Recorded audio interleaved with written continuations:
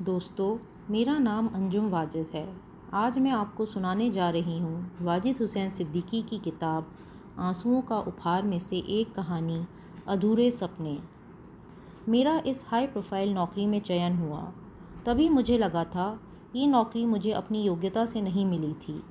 दरअसल कंपनी की मालिक मैडम परमीत मेरे आकर्षक चेहरे मोहरे, लहराते भूरे बालों व ग्रे आंखें देखकर आकर्षित हो गई थीं। वह पंजाब की रहने वाली थी। गोरा रंग और लंबे कद वाली परमीत के चेहरे पर कशिश के साथ एक अजीब सी कशमकश भी होती थी, जैसे कि उसका चेहरा पत्थर से तराश कर बनाया गया हो। उसकी आंखों में बसी हुई चमक, टैक्सी ड्राइवर वाला रवैया और उसकी शख्सियत में नज़र आती मर्दानगी, ये सब बातें मेरे अंदर एक डर पैदा करती थीं। कभी कभी उससे सामना हो जाता तो उसके होठों पर मुस्कान आ जाती थी, पर ना जाने क्यों मुझे उसकी ये मुस्कान व्यंग्यात्मक लगती। 2-3 बार वह मुझे नशे की हालत में भी लगी। उसके बाल खुले हुआ करते थे, आंखों में उदासी और वीरानी और होठों पर वही मुस्कान। ऐसे मौक़ों पर वह मुझसे कुछ न कुछ ज़रूर कहा करती थी। सब ठीक चल रहा है, कोई दिक्कत तो नहीं। और फिर उसकी असभ्य हंसी गूंजने लगती थी, जो उसके लिए मेरे दिल में बसी नफ़रत में और इजाफ़ा कर देती।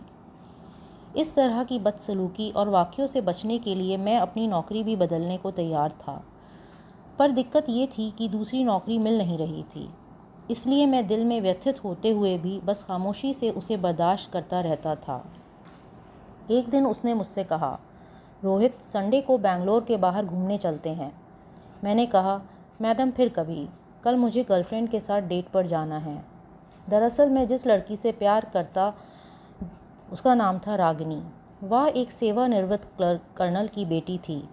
मैंने उसे बताया तो चिंतित होकर कहा, कहीं आपकी नौकरी ना चली जाए।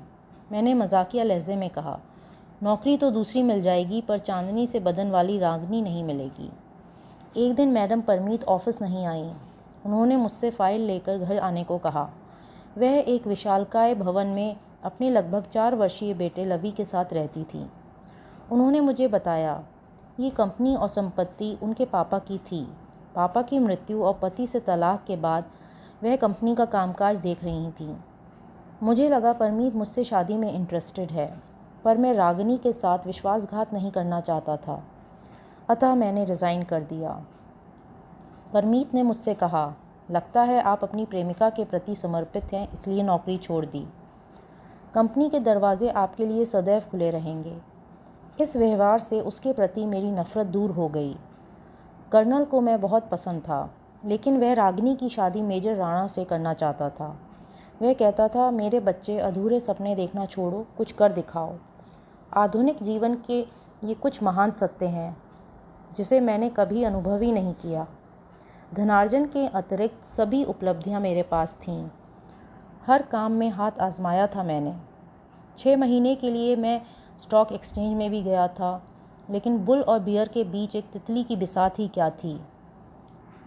कुछ अरसे के लिए मैं चाय का व्यापारी भी रहा, पर बात नहीं बनी।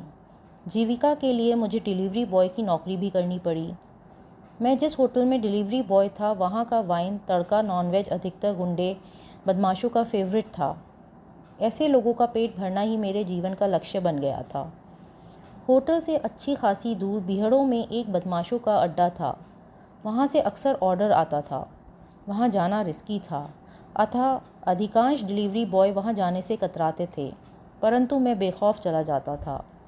वे मुझे अच्छी खासी टिप देते थे, जो मैं लेता नहीं था। इसलिए वे मुझ पर भरोसा करने लगे थे और ऑर्डर करते समय कहते थे, भूरी आंखों वाले लड़के को भेजना। आज की ब्रेकिंग न्यूज़ थी, आईटी कंपनी की मालकिन मैडम परमीत के बेटे लवी का अपहरण। इस न्यूज़ ने मुझे व्यथित कर दिया। नौकरी के दौरान लवी मुझसे काफ़ी घुल मिल गया था। तभी होटल मालिक ने मुझसे कहा, बीहड़ों में 4 नॉनवेज, आइसक्रीम, चॉकलेट और पिज़्ज़ा पहुंचाना है। मैं चौंक गया। ये सब तो लवी का फेवरेट खाना है। मुझे संदेह हुआ, गुंडों ने लवी को बीहड़ों में छिपा रखा है। मैंने पुलिस कमिश्नर को सूचित किया। उन्होंने कहा, आपका अंदाज़ा सही लगता है, पर बीहड़ों में ऑपरेशन संभव नहीं है। मैंने कमिश्नर को एक उपाय सुझाया। मैं गुंडों का विश्वास पात्र हूँ, आप मेरी मोटरसाइकिल पर एक कमांडो भेज दीजिए। हाथ में खाना देखकर अपहरणकर्ता उसे डिलीवरी बॉय समझकर निश्चिंत होंगे। खाना देते ही मैं लवी को शील्ड कर लूँगा। इस बीच कमांडो गुंडों से निपट लेंगे। कमिश्नर ने कहा, आपका प्रस्ताव विचार योग्य है, पर इस कार्रवाई में आपकी मृत्यु भी हो सकती है। मैंने उत्तर दिया, मैं अपनी मोहब्बत को पाने के लिए कुछ कर दिखाना चाहता हूँ। उन्होंने कहा, गुड लक, और ऑपरेशन की कमान संभाल ली। मैं खाने की डिलीवरी दे रहा था। एक गुंडे ने लवी को पुकारा, क्या खाओगे, आइसक्रीम, पिज़्ज़ा या चॉकलेट? लवी दौड़ता हुआ आया। उसने मुझे पहचान लिया था। वह कुछ कहता इससे पहले मैंने उसे बाहों में लेकर ज़मीन पर उल्टा लेट गया। इस बीच कमांडो ने 3 गुंडों को ढेर कर दिया था। चौथे गुंडे ने पोजीशन ले ली। उसके और कमांडो के बीच फायरिंग होती रही, जिसमें मेरे गोली लग गई। उसी समय हेलीकॉप्टर से पुलिस और मेडिकल टीम पहुंच गई। उन्होंने चौथे गुंडे को मार दिया। फर्स्ट एड देने के बाद वे मुझे अस्पताल ले गए। लंबे अरसे के बाद मुझे होश आया। पुलिस कमिश्नर मुझसे मिलने अस्पताल आए।